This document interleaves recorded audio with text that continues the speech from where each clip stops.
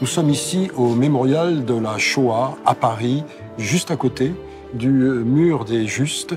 Et sur ce mur, parmi toutes les personnes qui ont aidé les Juifs lors de la Seconde Guerre mondiale, qui sont inscrites, se trouve le nom d'une moniale orthodoxe. Elisabeth Skoptsov, Mère Marie. Qui était cette moniale orthodoxe? Quelle a été sa vie? Ce fut une forte personnalité qui a laissé son existence dans la Seconde Guerre mondiale. Eh bien, nous allons partir à la découverte de cette grande figure.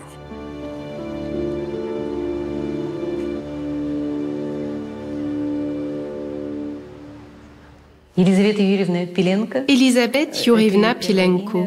C'était son premier prénom. Elle est née en 1981 à Riga, qui se trouve aujourd'hui en Lettonie.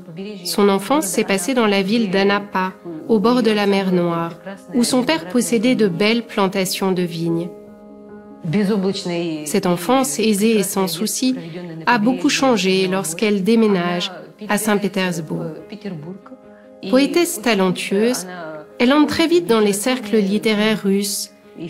Elle y fait la connaissance avec de célèbres poètes futurs dissidents, comme Nicolas Goumilev, Anna Akhmatova. Elle devient une grande admiratrice du poète Alexandre Blok.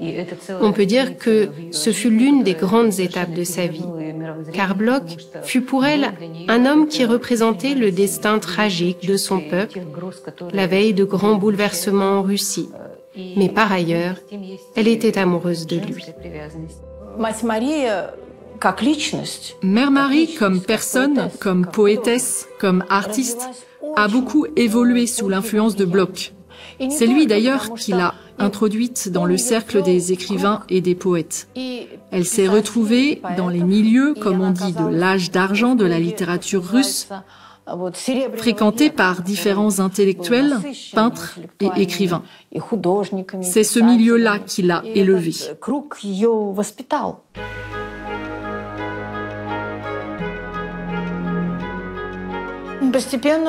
Peu à peu, elle entre dans le parti politique russe des socialistes révolutionnaires, très populaire à cette époque.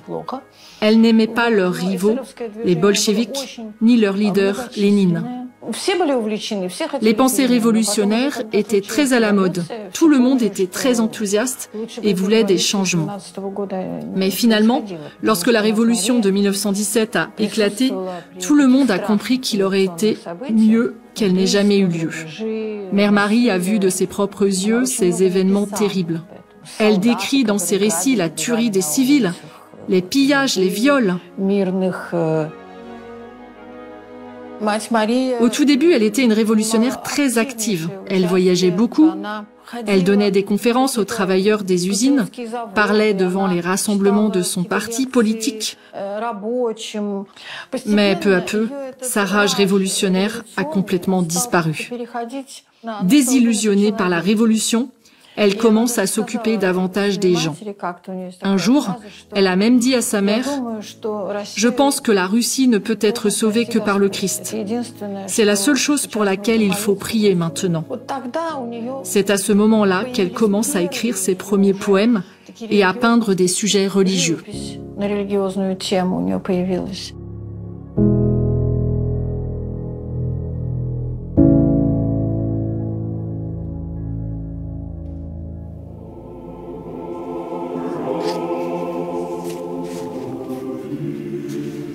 Extrait du livre Le sacrement du frère de Mère Marie.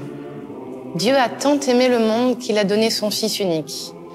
Le Christ nous appelle à ce même amour.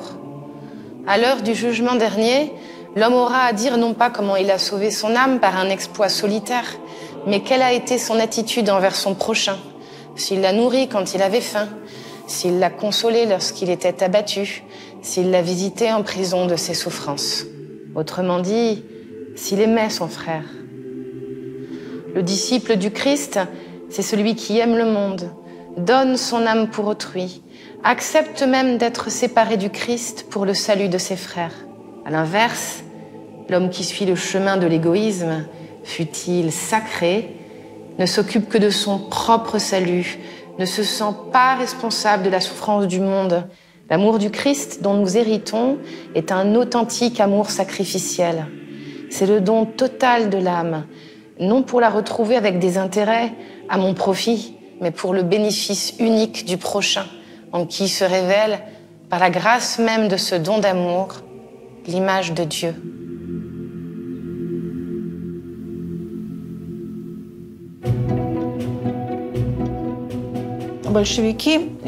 Lorsque les bolcheviks sont arrivés au pouvoir, ils ont publié un décret comme quoi ils allaient persécuter tous les autres partis politiques adverses.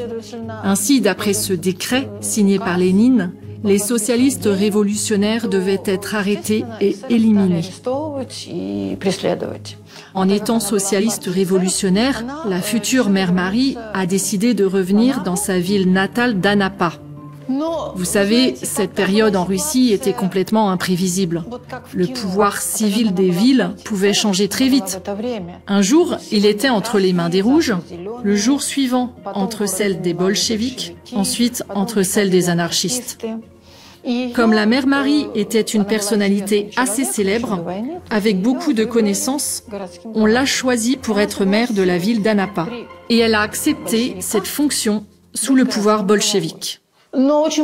Mais bientôt, la ville a été occupée par l'armée blanche sous la direction du général Dénikine. Et elle a été tout de suite arrêtée pour collaborationnisme avec les bolcheviks. Et on a annoncé qu'elle serait jugée et pendue. Mais Dieu l'a sauvée. Un des chefs militaires de l'armée blanche, un officier d'origine de la région de Kuban, était tombé amoureux d'elle. C'était Danil Ermolaïevitch Skoptov, qui deviendrait son mari. Il a payé un très bon avocat. De nombreux amis de Saint-Pétersbourg ont écrit des lettres de soutien. Et grâce à tout cela, elle a été innocentée. Mais l'armée rouge approchait. La plupart des villes proches ont été prises. La mère Marie, avec sa famille, a dû partir par un des derniers bateaux à l'étranger.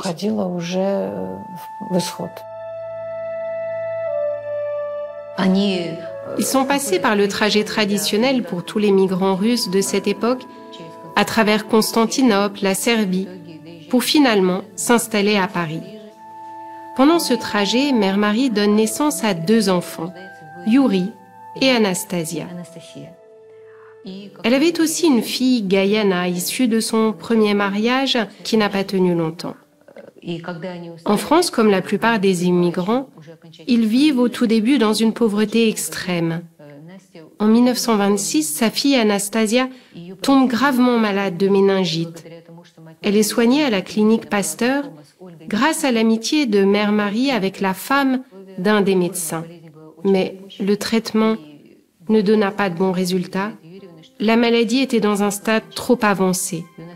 Lorsqu'il fut clair qu'Anastasia allait mourir, les médecins permirent à mère Marie de rester dans la chambre, au chevet de sa fille. Nous avons un témoignage bouleversant de mère Marie qui dessine, heure après heure, sa fille en train d'agoniser.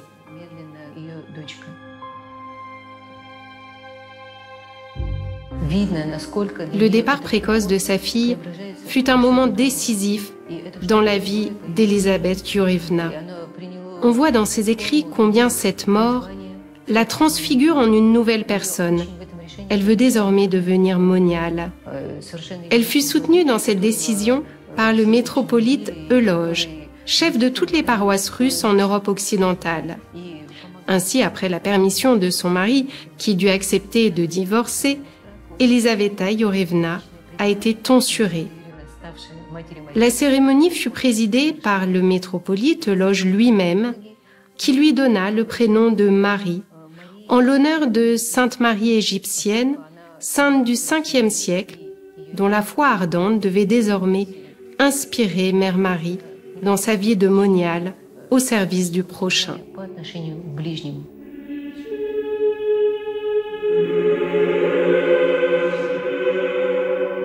Extrait du livre Le sacrement du frère de Mère Marie. Nous sommes un moyen et non une fin. L'homme qui se tourne vers le monde spirituel d'autrui rencontre le mystère terrible et fécond de l'authentique connaissance de Dieu. En effet, il rencontre non pas la chair et le sang, non pas des sentiments et des humeurs, mais la vraie image de Dieu en l'homme, l'icône de Dieu ébauchée dans le monde. Et l'homme doit accepter sans réserve ni condition cette révélation terrible. Il doit s'incliner devant l'image de Dieu, dans le frère. C'est seulement lorsqu'il aura senti, vu et compris cela qu'un autre mystère lui sera révélé, qui exigera de lui la lutte la plus violente, la tension ascétique la plus forte. Il découvrira alors en effet combien cette image de Dieu est ternie, déformée, défigurée par la puissance du mal. Blessé par l'amour, il voudra, au nom de cette image, engager le combat contre le diable, devenir l'instrument de Dieu dans cette œuvre terrible et consumante. Et il le pourra, mais à 3 conditions. D'abord, qu'il mette en Dieu et non en lui-même toute son espérance. Ensuite, qu'il se dépouille de tout désir intéressé. Enfin, qu'à l'instar de David, il arrache ses armures et se jette dans le combat contre Goliath, avec pour seule arme le nom du Seigneur.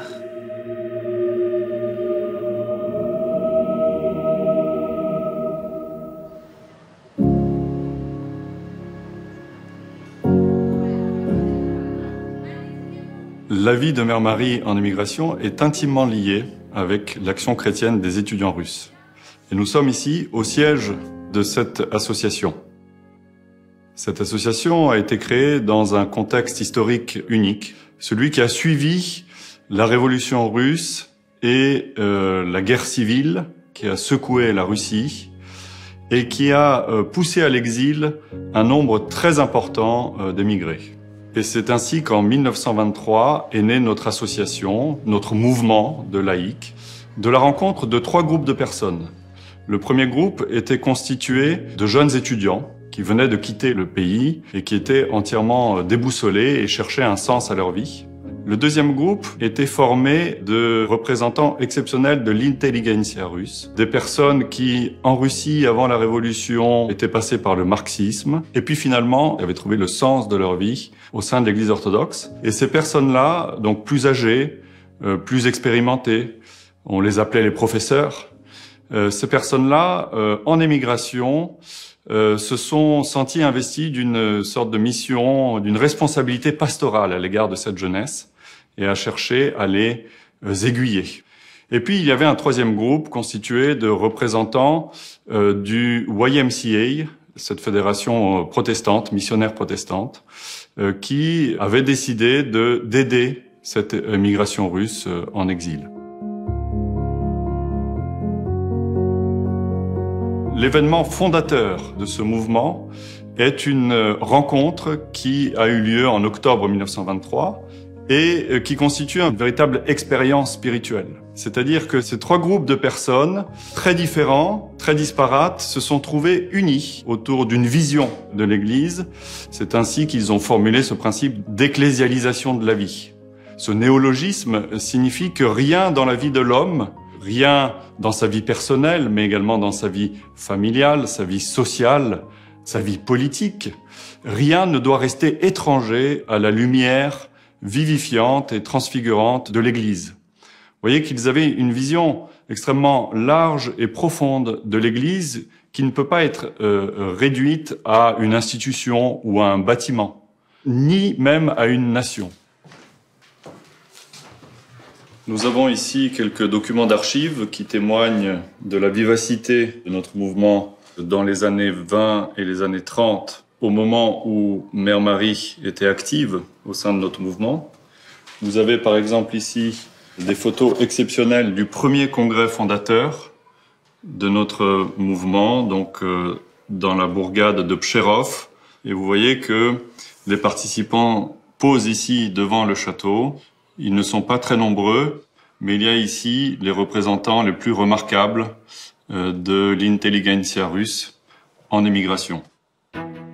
Pour eux, l'Église, dans la Russie pré-révolutionnaire, était compromise par une soumission et connaissait une sorte de pression de l'État. Et là, précisément, hors de Russie, dans ce contexte exceptionnel où tout en Russie venait de s'effondrer, ils comprennent que non seulement la vie continue, la vie de l'Église continue, mais qu'en plus, elle va pouvoir vivre d'une vie plus intense, plus dynamique, plus créatrice, justement dans la liberté qu'offrait ce nouveau contexte. Donc ces personnes prennent conscience de la responsabilité qu'ils ont pour le cheminement historique de l'Église, pour sa mission, pour son action dans la société.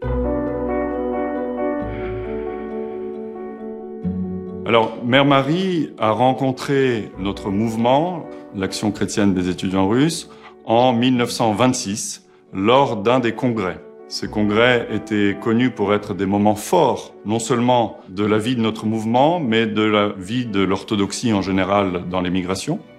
Des moments centrés autour de la célébration de la liturgie eucharistique, des moments d'échange, des moments de débat, des moments aussi d'enseignement, où il y avait des conférences, et puis des moments où on cherchait à mieux comprendre quelles devaient être les actions et les missions du mouvement. Mère Marie nous laisse un témoignage tout à fait exceptionnel de cette première rencontre, où elle est frappée d'emblée par la liberté de parole, la liberté aussi spirituelle des jeunes membres présents. Elle est frappée par l'engagement et le sérieux de ces personnes-là, par la profondeur de leurs connaissances et par cette envie de répondre aux défis du moment.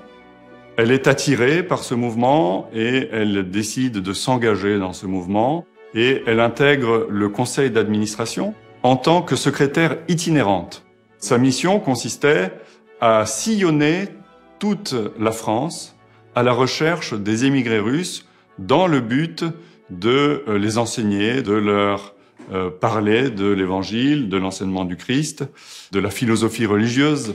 Mais très vite, elle est frappée par l'état de détresse, l'état d'isolement dans lequel se trouvent ces réfugiés qui sont amenés à travailler dans des conditions et à vivre dans des conditions très difficiles, par exemple dans les mines ou les usines du nord ou de l'est de la France.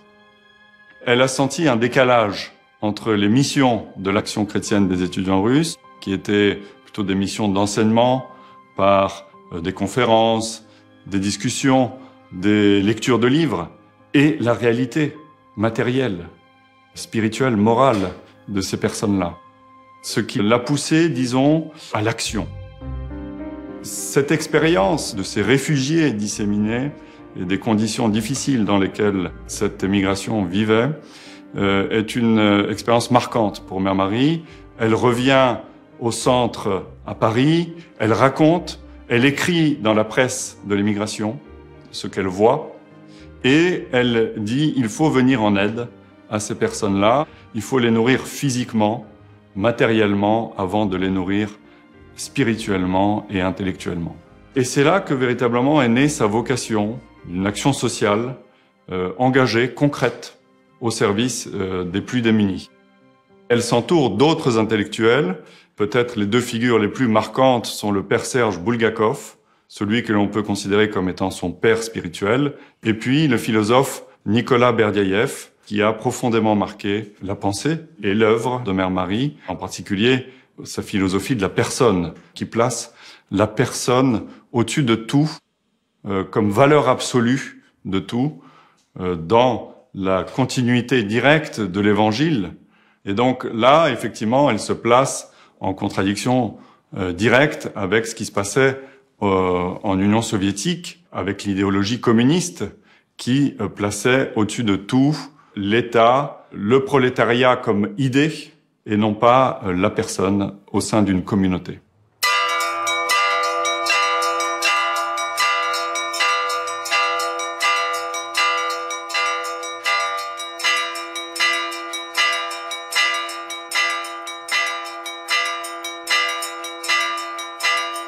Nous sommes dans l'église de l'Institut Saint-Serge à Paris, 93 rue de Crimée, près des Buttes de Chaumont. Ce lieu nous importe dans le cas de la Mère Marie parce que c'est ici qu'elle a prié et c'est ici qu'elle est devenue moniale.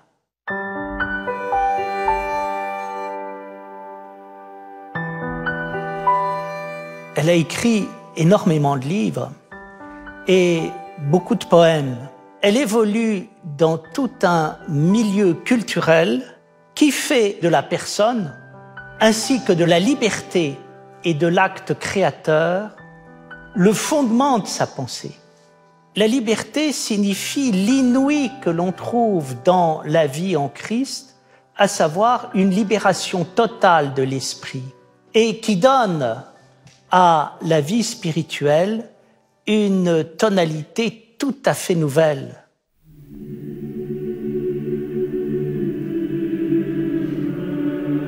Pour Mère Marie, le religieux est génial parce que ça nous libère complètement de tout légalisme et de tout dogmatisme.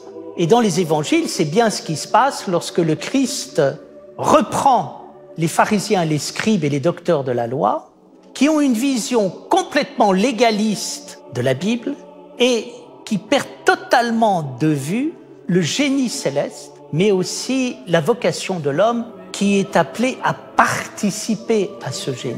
Ce qui veut dire que le religieux n'est pas ce qu'on croit.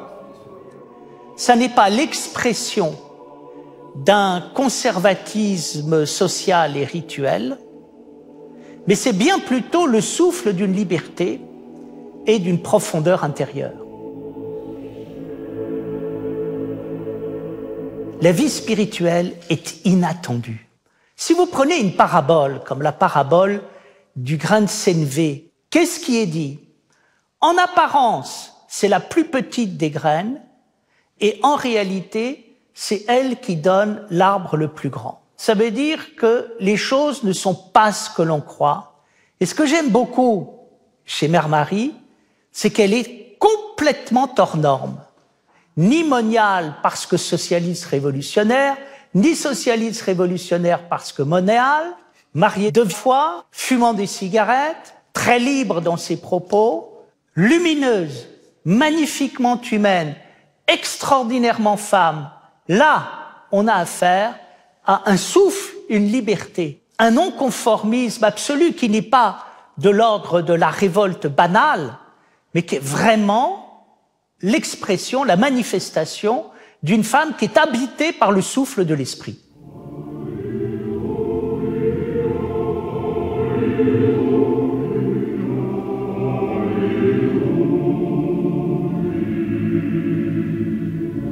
Extrait du livre Le Sacrement du Frère de Mère Marie.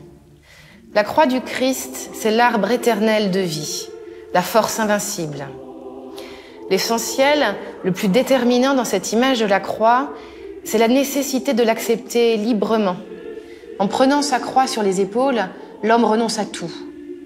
Cela signifie qu'il cesse d'être une partie de ce tout, du monde naturel.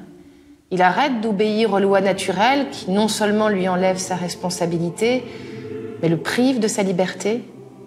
Où est en effet ma responsabilité quand j'agis comme me l'ordonnent les lois invincibles de ma nature?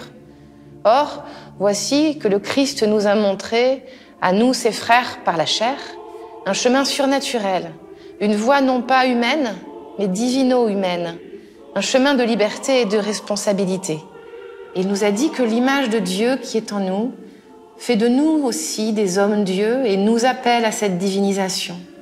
Cela afin que, hissant en toute liberté et responsabilité notre croix sur notre épaule, nous devenions véritablement fils de Dieu.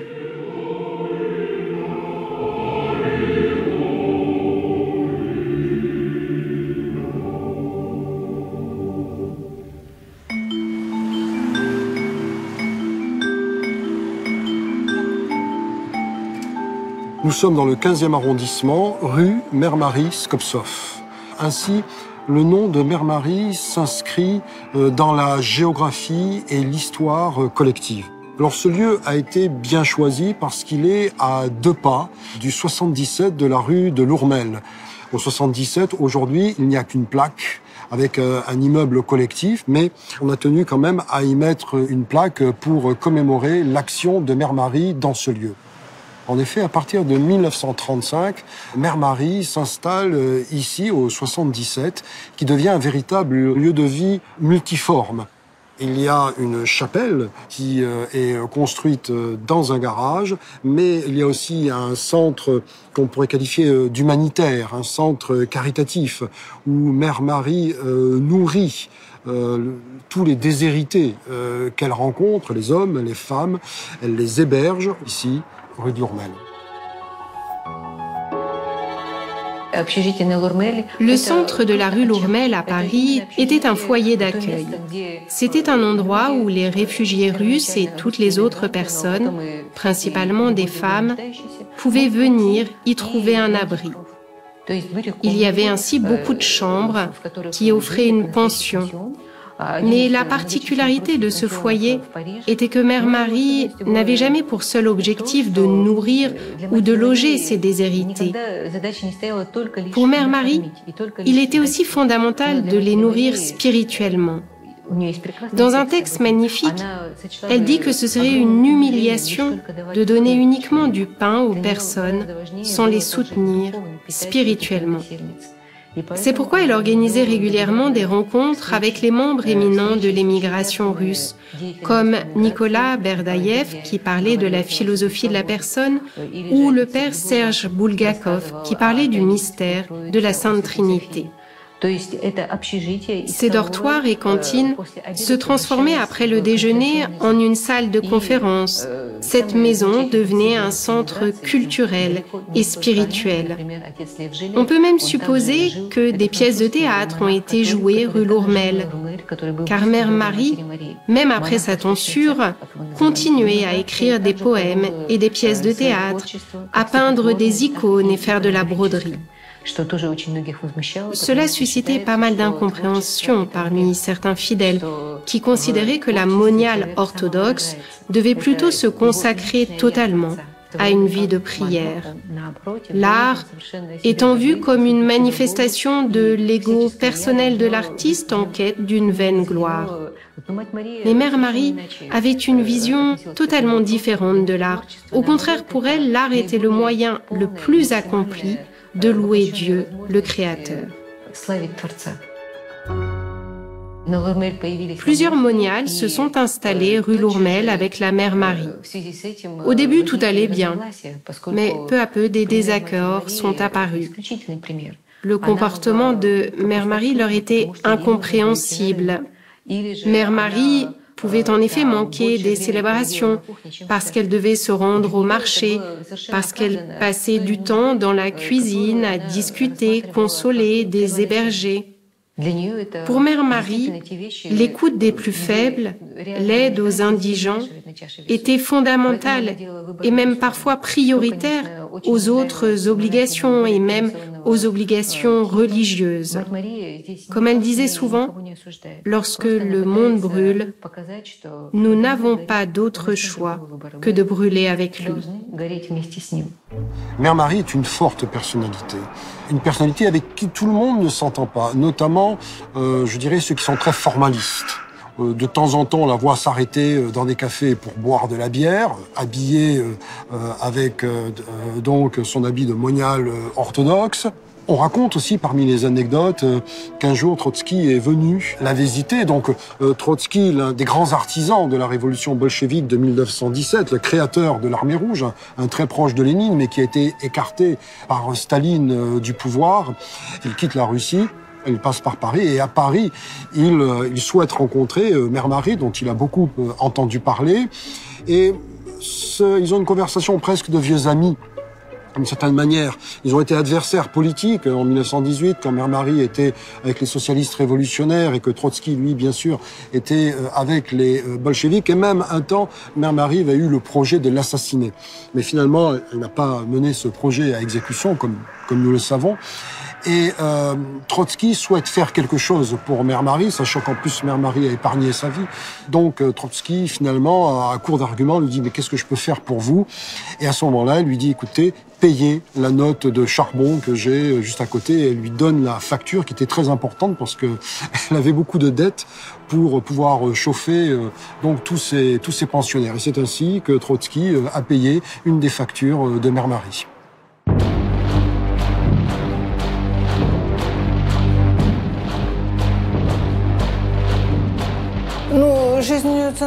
La vie du centre Lourmel a changé d'une manière radicale durant l'occupation de Paris en 1940. Mère Marie s'est retrouvée avec beaucoup de soucis. Encore plus de personnes venaient dans la cantine qu'elle avait ouverte. Il n'y avait plus de place pour loger les nouveaux. Les gens dormaient sur le plancher, dans les chambres de bonne, partout. Dès le début, Mère Marie participe au mouvement de la résistance. Elle fréquente un des groupes de la résistance qui se trouvait à Dourdan, qui se composait principalement de Russes. Elle y venait, faisant semblant d'y acheter de la farine, parce qu'il y avait un grand moulin là-bas. Ce groupe était lié avec tous les autres groupes de la résistance française. C'étaient de petites cellules qui ne communiquaient que très peu entre elles. L'activité de la Mère Marie était très risquée. Tout le monde lui disait qu'elle prenait trop de risques. Mais elle n'avait pas peur. Sans aucune crainte, elle a commencé à écouter les retransmissions publiques de la BBC concernant les derniers événements sur le front de guerre. De plus, cette radio était suspendue juste à côté de la fenêtre donnant sur la rue où tous les passants pouvaient l'entendre. Après, elle avait une grande carte des actions militaires accrochée au mur. Et chaque fois, elle y notait les progressions des troupes soviétiques avec des petites aiguilles ornées de rubans rouges. Elle disait ouvertement à tous ceux qu'elle rencontrait qu'elle détestait Hitler. Elle allait au marché de Paris, où les marchands lui donnaient beaucoup de nourriture pour sa maison, car tout le monde la connaissait.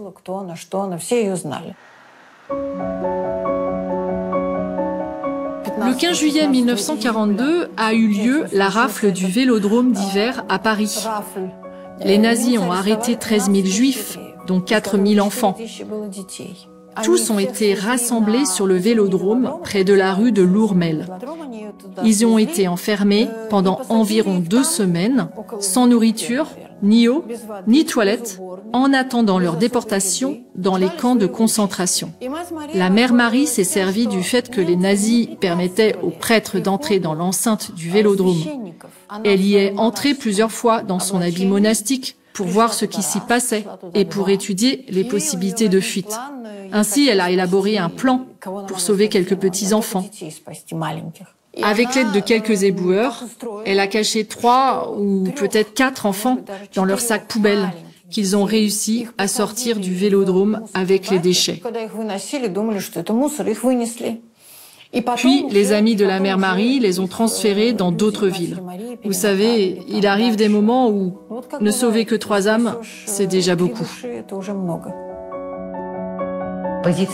La position de Mère Marie était très claire dès le début de l'occupation. D'un côté, la maison de la rue Lourmel délivrait une aide concrète à tous les indigents. De l'autre, elle organisait une activité clandestine. Mère Marie, en collaboration avec le père Dimitri Klepinine, prêtre de l'église du centre Lourmel, délivrait de faux certificats de baptême aux Juifs. Ainsi, les Juifs pouvaient non seulement trouver un abri dans cette maison, mais aussi recevoir des certificats qui étaient pour eux une sorte de mandat de protection contre la déportation et contre la mort. Évidemment, une telle activité ne put rester longtemps inaperçue. Mère Marie fut dénoncée. Sa dénonciatrice fut une des femmes logées et nourries dans le centre Lourmel. Les nazis arrêtèrent d'abord le fils de Mère Marie, Yuri. Il se retrouva à la Gestapo, puis elle-même reçut une lettre qui lui disait de se rendre à la Gestapo si elle voulait que son fils soit libéré. Elle s'y rendit sans hésitation, mais ni elle, ni son fils, ni le père Dimitri n'ont jamais été libérés. Ils furent d'abord envoyés dans le camp de transition de Romainville, où le sort des déportés était décidé. Puis le père Dimitri et Yuri furent envoyés en 1944 dans le camp de concentration de Dora, alors que Mère Marie fut déportée dans le camp des femmes à Ravensbrück en Allemagne. Ce camp était connu comme le lieu d'où l'on ne revenait pas à cause de son emplacement au nord de l'Allemagne, à cause de son climat très défavorable et du travail insupportable.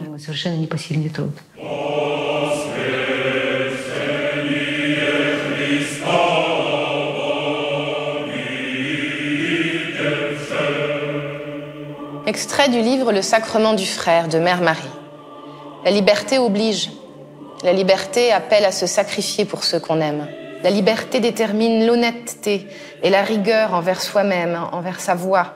Nous n'avons pas le droit de nous fixer indéfiniment et avec attendrissement sur le passé. Seule la flamme intérieure authentique compte dans la vie religieuse. On ne peut figer une âme vivante dans un ensemble de règles qui ont été, en leur temps, l'expression d'autres âmes vivantes. Les âmes nouvelles, à leur tour, demandent à s'exprimer. On ne peut prendre l'Église comme une perfection esthétique et se contenter de tomber en pamoison.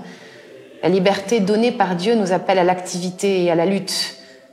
Ce serait, dès lors, un grand mensonge que de dire aux âmes en recherche « Allez à l'Église parce que là, vous trouverez la paix ». Tout au contraire, il faut dire à ceux qui sont apaisés et dormants « Allez à l'Église parce que là, vous sentirez la véritable angoisse pour vos péchés et pour votre perte, pour les péchés et la perte du monde. Là, de tiède, vous deviendrez ardents, d'apaisés, vous deviendrez alarmés, de connaisseurs de la sagesse de ce siècle, vous deviendrez des folles en Christ. C'est à cette folie en Christ que nous appelle notre liberté. La liberté nous appelle à nous opposer au monde entier, à contrer non seulement les païens, mais aussi de nombreuses personnes qui ne sont chrétiennes que de nom. Devenons les folles en Christ, non seulement parce que nous savons la difficulté de cette voie, mais aussi à cause de l'immense félicité qui naît de sentir sur nos œuvres la main de Dieu.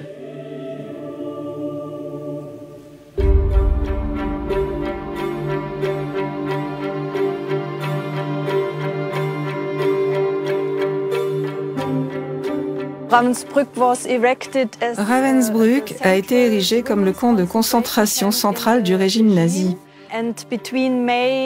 Entre mai 1939 et avril 1945, 120 000 femmes ont été emprisonnées à Ravensbrück.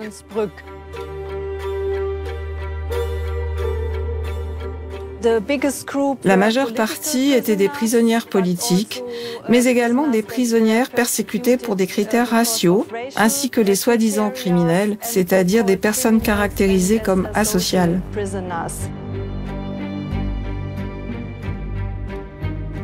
La plupart des prisonnières étaient polonaises, avec plus de 66 000 femmes, puis environ 20 000 femmes soviétiques, ainsi que presque 8 000 françaises.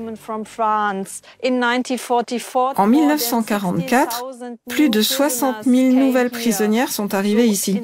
Cela veut dire qu'en cette période-là, le camp a été complètement surchargé et que les baraques étaient pleines à tel point que les femmes étaient obligées de partager chaque lit avec 3 ou 4 autres personnes. Les espaces sanitaires n'étaient pas suffisants, ce qui signifiait que les femmes ne pouvaient pas se laver, ni laver leurs vêtements, ni leur vaisselle. Cela provoquait de nombreuses maladies, des puces, des épidémies. En 1944, la direction du camp ne donnait que 200 grammes de pain chaque jour, une tasse de soi-disant café le matin et un demi-litre de maigre soupe de légumes.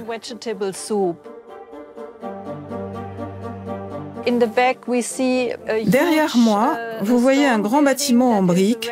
Ce sont les restes de la production textile qui a été organisée dans le camp. Il y avait de grandes machines pour produire les vêtements des prisonnières, ainsi que les uniformes des soldats SS et de la Wehrmacht.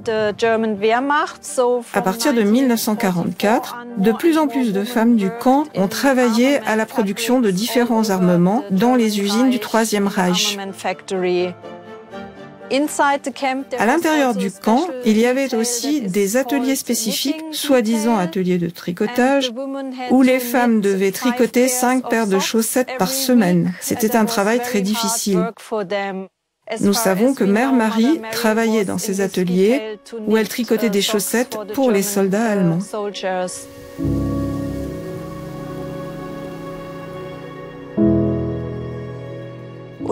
Je suis ici à la place de l'ancienne baraque numéro 27, qui a été appelée bloc français. Nous pensons que Mère Marie était dans ce bloc. Beaucoup de femmes perdaient leur foi en Dieu parce qu'elles ne pouvaient plus imaginer un Dieu d'amour après tout ce qu'elles avaient dû endurer dans ce camp. Mais pour les autres, au contraire, la foi leur donnait l'espérance. Et nous savons que de petits groupes de prière ont été organisés. Les prisonnières priaient soit à l'intérieur des baraques, soit elles se rencontraient derrière les bâtiments. Et nous savons que Mère Marie animait ces groupes de prière.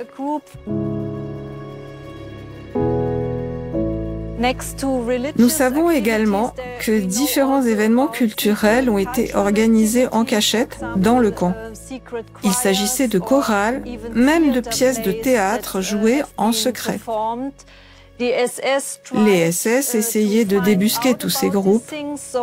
Il y avait des fonctionnaires et des prisonniers payés par les SS pour dénoncer ces groupes. Ainsi, si vous étiez dans un grand groupe où vous pouviez faire confiance à vos compagnons, vous pouviez prendre part à des activités à l'intérieur des baraques. Sinon, vous vous réunissiez en petits groupes à l'extérieur des baraques ou dans les allées du camp.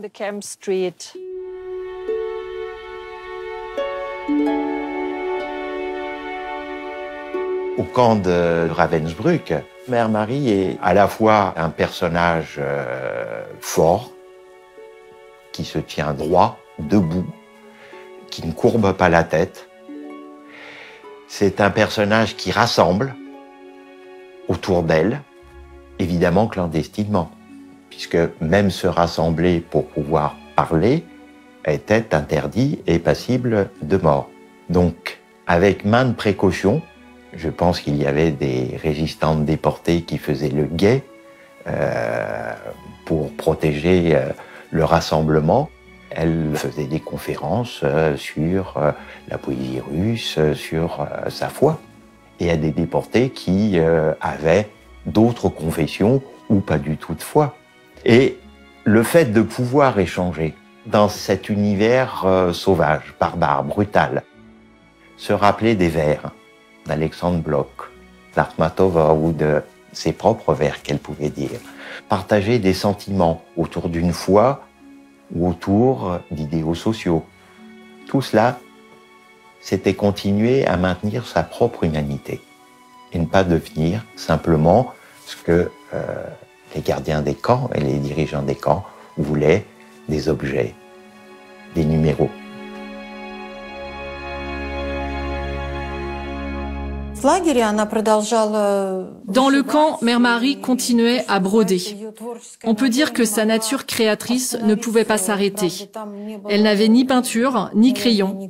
Tout cela était interdit et n'existait pas dans le camp.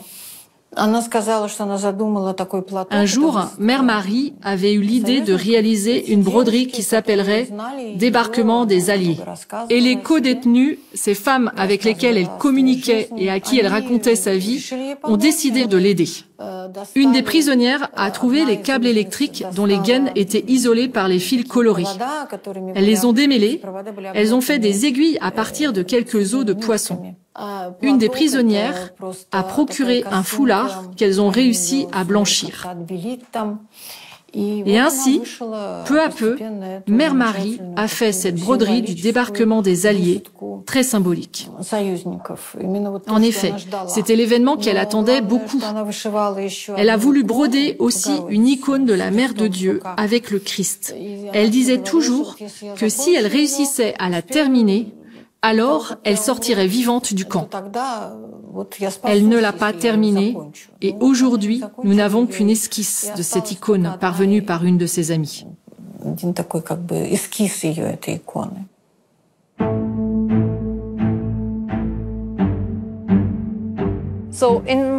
Derrière moi, vous avez un bâtiment que les prisonnières appelaient bunker. Il y avait 78 cellules utilisées pour les punitions et tortures des prisonnières. Elles pouvaient y être enfermées dans l'obscurité, sans nourriture. Mais c'était aussi un bâtiment où les prisonnières spéciales étaient gardées.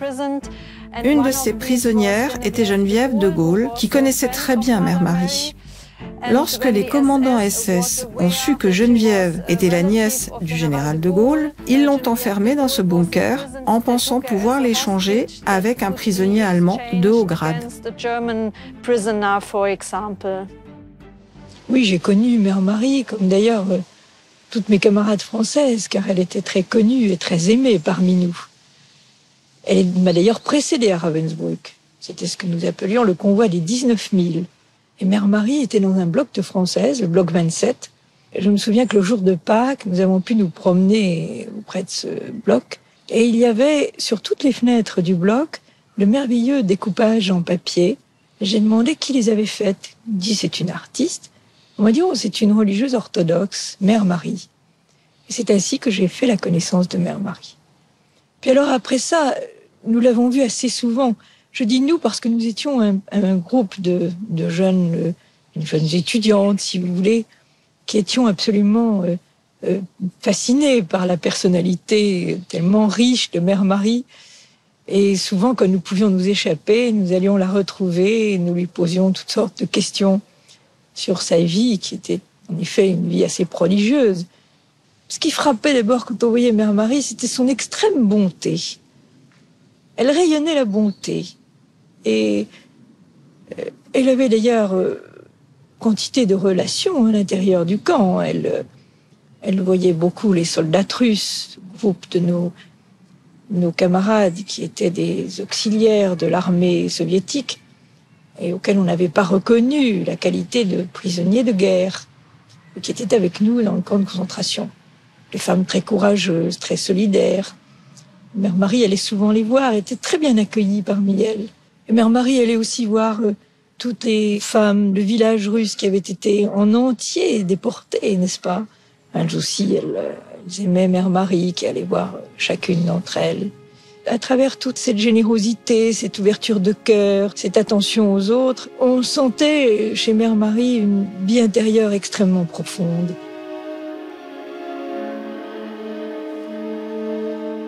Mère Marie est tombée malade. Elle devenait de plus en plus faible. Elle partageait ses portions de pain avec les autres, souvent en ne mangeant pas elle-même. Elle souffrait de dystrophie, de dysenterie, d'affaiblissement grave.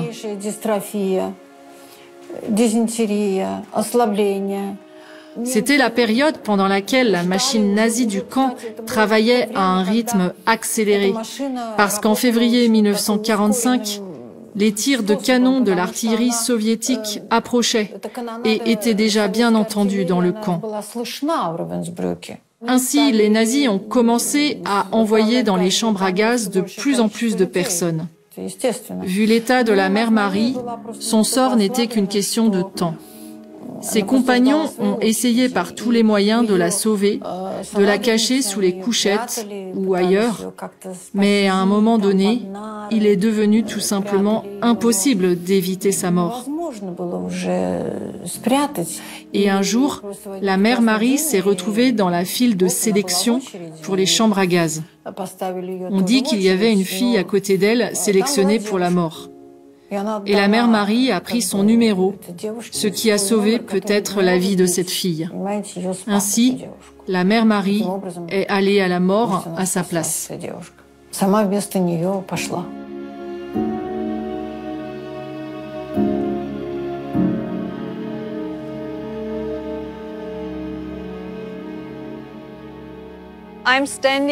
Nous sommes à l'emplacement de l'ancienne chambre à gaz qui a été édifiée en janvier 1945.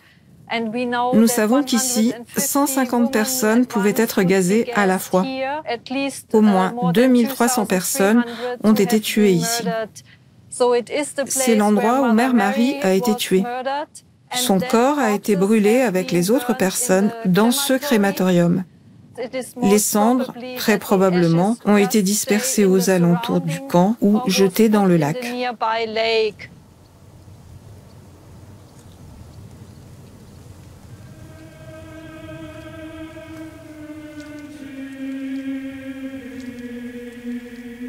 Extrait du livre Le sacrement du frère de Mère Marie. 2000 ans ont passé depuis la résurrection du Christ, mais les hommes continuent de mourir. Cela veut-il dire que la mort a gardé son aiguillon, qu'elle n'a pas été terrassée? Du point de vue de notre existence terrestre, la réponse est oui, car ceux que nous aimons disparaissent et nous-mêmes, nous nous rapprochons inéluctablement de notre mort. Cependant, notre foi non seulement nous force à rêver que cette mort est en réalité une naissance, mais elle nous montre comment se réalise cet enfantement, comment le Christ, Fils de Dieu, revient dans la maison du Père, comment de son anéantissement temporaire, il naît à l'éternité à travers ses souffrances de Golgotha. Et pas seulement lui, le Christ, mais en lui, toute l'humanité qu'il assume naît à son tour à la vie éternelle à laquelle elle est prédestinée. Là, en vérité, la mort perd son aiguillon, car de mort, elle devient naissance. Et toutes nos souffrances terrestres, tout le mal et tous les clous de Golgotha sont des douleurs de l'enfantement qui nous ouvrent les portes de notre patrie céleste et éternelle. J'attends la résurrection des êtres que j'aime, déjà nés à l'éternité. Et pour pouvoir accéder à la maison de Dieu et y demeurer avec tous ceux qui sont déjà passés ou qui vont passer par ces douleurs de naissance, je suis prête à payer de n'importe quelle souffrance terrestre de mon corps terrestre et de mon âme. Et je jubile même à l'idée d'avoir à passer par la nécessité de cette douleur et de ce chagrin. Peu m'importe.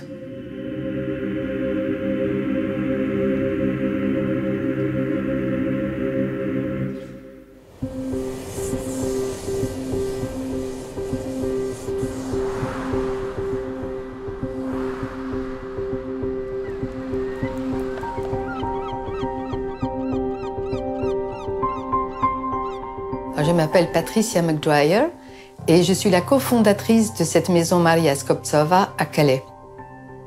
Cette maison a été ouverte en février 2016, alors qu'il existait encore à Calais le grand camp de migrants qu'on appelait la jungle de Calais et qui regroupait jusqu'à 10 000 migrants à l'époque. Cette maison a été ouverte principalement au départ, initialement pour y accueillir les volontaires qui œuvraient sur ce grand camp. Et très vite, elle a élargi l'accueil aux personnes les plus vulnérables de Calais, c'est-à-dire les migrants qui étaient en danger sur le camp. Et cette maison Maria Skobtsova est ouverte principalement aux femmes, aux enfants qui sont en danger dans la rue en attendant leur passage au Royaume-Uni.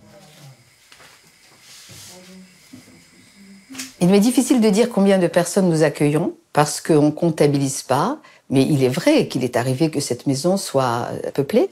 Aujourd'hui, la maison est vide. Il y a 1 ou 2 pensionnaires dans leur chambre là-haut, qu'ils ne se montreront pas à la caméra parce qu'elles ne souhaitent pas être filmées. Mais aujourd'hui, toutes les personnes qui étaient ici hier ont été appelées par leur passeur en vue d'un passage cette nuit ou dans 2 nuits de l'autre côté de la Manche. La maison s'est ouverte parce que nous avons constaté à 3 personnes, le frère Johannes, le moine bénédictin de l'Église vieille catholique de Belgique, le Simon Jones, un pasteur baptiste britannique et moi-même, qu'il y avait un grand besoin d'un lieu plus sécurisé que celui de la jungle pour les personnes qui étaient en danger. On était assaillis par la multitude des problèmes et des scandales de cette situation, ne sachant pas du tout par quel bout trouver une solution, et une solution de repli pour les volontaires qui étaient là et qui n'avaient pas où dormir la nuit. On se débattait dans des problèmes pratico-pratiques, ne sachant pas comment résoudre et comment apporter une aide à ces jeunes.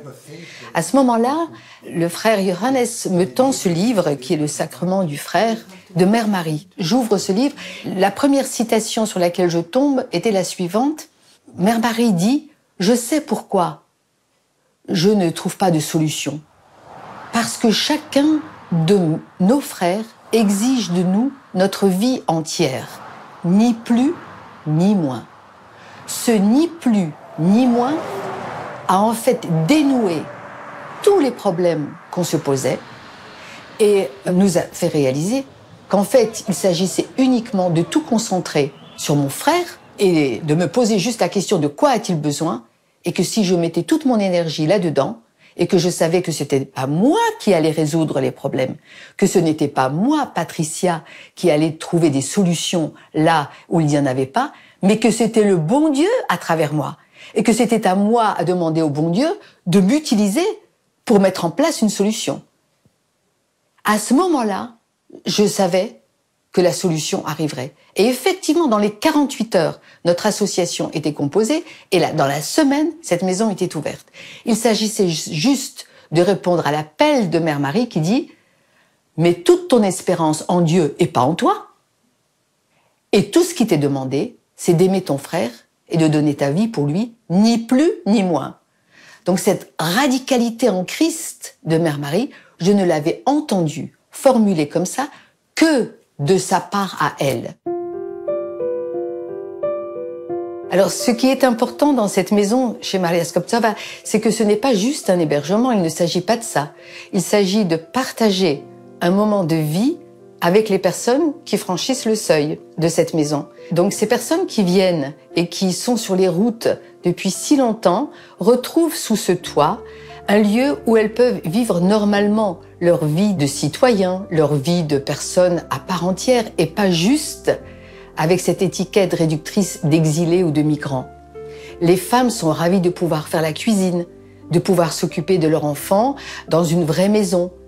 Et aussi, très souvent, ce qui est merveilleux, c'est que les personnes accueillies qui viennent d'horizons très différents et de pays très différents, Soudan, Somalie, Érythrée, Cameroun, Iran, toutes ces personnes qui viennent partagent la table ensemble, prient ensemble, ou en tout cas respectent la prière des autres ensemble, apprennent à connaître l'inspiratrice de cette maison, c'est-à-dire Mère Marie, vouent à cette personne une reconnaissance sans limite et se laissent inspirer dans leur vie, aujourd'hui, par cette personne qu'est Mère Marie. Ça, c'est la beauté de l'esprit de cette maison. Dans nos obscurités, allume le feu qui ne s'éteint jamais, qui ne s'éteint jamais. Mère Marie disait « Je ne veux pas être un souvenir, je serai un appel ». Et dans ce monde où tout nous appelle au désespoir, elle est celle qui dit que non, nous avons déjà de bonnes raisons d'espérer, parce que si nous faisons la route avec Dieu, nous sommes déjà sur le bon chemin. Elle vivait une époque où le scandale des camps de concentration, le scandale de la guerre, le scandale des exils, elle a vécu ça comme aujourd'hui nous pouvons vivre le scandale des personnes qui fuient la Syrie, l'Iran et l'Ukraine aujourd'hui. La situation se répète, donc son appel est d'actualité. Partout et auprès de tous. La Mère Marie reste quand même une flamme, n'est-ce pas, de ce que peut être un véritable engagement au service du frère. Elle a essayé de vivre ce que dit Jean Chrysostome, qu'il y a la liturgie, et puis après il y a la liturgie après la liturgie. Et la liturgie après la liturgie, c'est le sacrement du frère. C'est-à-dire de porter l'amour que nous recevons dans la célébration liturgique, porter cet amour de Dieu qui nous est offert et le porter au monde. Dans notre vie contemporaine, je crois que l'image et la personnalité de Mère Marie nous interpellent parce que aujourd'hui, on est dans un monde où on glorifie celui surtout qui est productif, celui qui manifeste des dons et ainsi de suite. Mais les petits, n'est-ce pas, les petits, on les oublie. Et Mère Marie nous dit, attention, n'oubliez pas vos frères petits, vos frères pauvres, vos frères qui ont besoin d'amour, qui ont besoin d'écoute, qui ont besoin de manger, tous ces besoins primaires. Il faut donner d'abord cela, et avec ce don, avec cette générosité, vous faites passer aussi l'amour de Dieu. Parce que si nous ne faisons pas passer l'amour de Dieu par nos mains, par nos paroles, par notre comportement, où les gens vont voir cet amour incarné. Et la Mère Marie, c'est cet amour incarné.